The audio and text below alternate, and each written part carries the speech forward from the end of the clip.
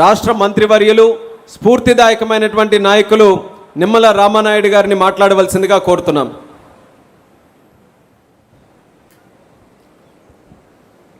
గౌరవ ముఖ్యమంత్రి నారా చంద్రబాబు నాయుడు గారికి, గౌరవ వర్కింగ్ ప్రెసిడెంట్ నారా లోకేష్ బాబు గారికి, తెలుగుదేశం పార్టీ కుటుంబ సభ్యులకు అందరికీ కూడా ముందుగా నా నమస్కారాలు మీ అందరికీ కూడా తెలియజేసుకుంటూ ఉన్నా. జలం ఉంటేనే జనం, జలం ఉంటేనే ప్రగతి, జలం ఉంటేనే ఉనికి. అందుకే ఏ దేశ చరిత్ర చూసినా కూడా ఎక్కడ జలం ఉంటే అక్కడ నాగరికతలు అభివృద్ధి చెందినటువంటి పరిస్థితి. ఎక్కడ జలం ఉంటే అక్కడే పల్లెల నుంచి పట్టణాల నుంచి మహానగరాలుగా అభివృద్ధి చెందినటువంటి పరిస్థితి.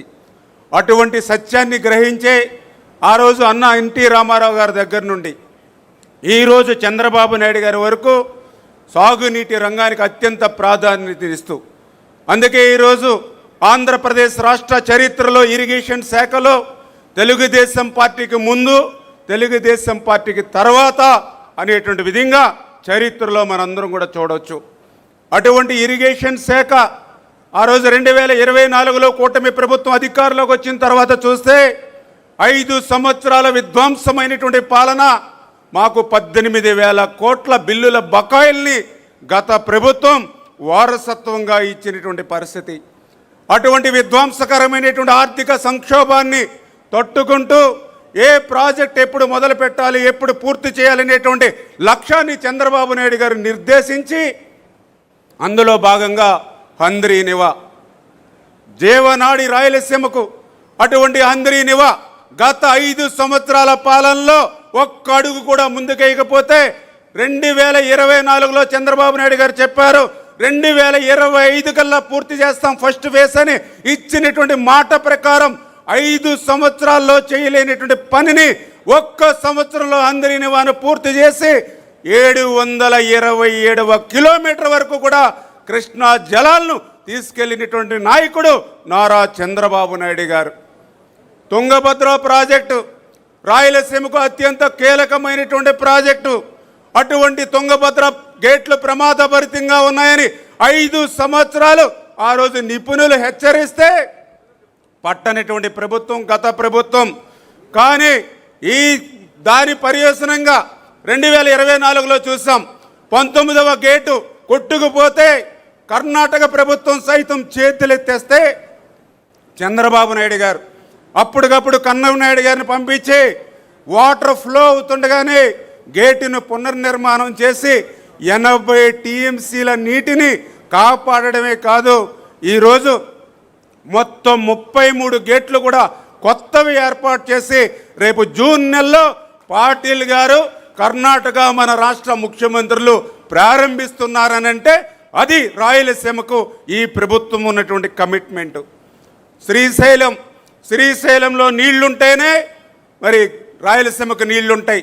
అటువంటి శ్రీశైలం ప్లంజిపూలు ప్రమాదభరితంగా ఉంటే 5 సంవత్సరాలు పట్టించుకోవాలా. కానీ ఈ ప్రభుత్వం 203 కోట్లు పెట్టి ఈవేళ శ్రీశైలం మరామతులు పనులు చేస్తూ ఉన్నాం. ఈ రకంగా హెచ్ఎన్ఎస్ఎస్, జిఎన్ఎస్ఎస్, గోరకల్లు, తుంగభద్ర, శ్రీశైలం ఇట్లా ప్రతి ప్రాజెక్టు కూడా మరి ఈరోజు ఈ ప్రభుత్వం ముందుకు తీసుకెళ్తూ ఉంటే మరి రాయలసీమ బిడ్డ అని చెప్పుకునేటువంటి వ్యక్తి రాయలసీమకి ఎందుకు వెన్నుపోటు పొడిచాడో ఈవేళ ఆ యొక్క మరి గొడ్డల పార్టీ నాయకుడు సమాధానం చెప్పాల్సిన అవసరం ఉంది.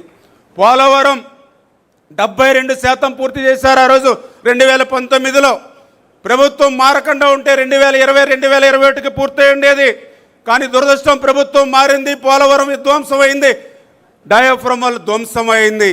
పోలవరం ప్రశ్నార్థకం అయిపోయినటువంటి దశలో 2027కి పోలవరం పూర్తి చేస్తామని చంద్రబాబు నాయుడు గారు చెప్పడమే కాదు, ఆ పోలవరానికి విలువైనటువంటి భూములు, ఆస్తులు త్యాగం చేసినటువంటి నిర్వాసితులకు సైతం ఈ 22 నెలల్లో 2,250 కోట్ల రూపాయలకు వాళ్ళకి అందజేశారు. ఆ రోజు 2017లో కూడా 700 కోట్లు ఇచ్చారు.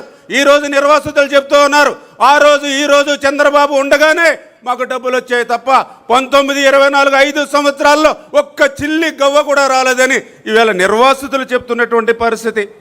వెలిగొండ పూర్తవనటువంటి ప్రాజెక్టుని పూర్తయిందని జాతికి అంకితం దగా మోసం చేస్తే ఈరోజు ఈ కూటమి ప్రభుత్వం అటు హెడ్ వర్క్స్ ఏదైతే ఆ యొక్క lining, benching, TBM machine, feeder canal, Nallamala Sagar R&R 900 కోట్లు, ఈ రకంగా 2500 కోట్ల రూపాయలు ఈ యొక్క 2 సంవత్సరాలనే ఖర్చు పెట్టి రేపు 2026 కల్లా పూర్తి చేసేటువంటి లక్ష్యంతో ఈరోజు చంద్రబాబు నాయుడు గారు పనిచేయడం.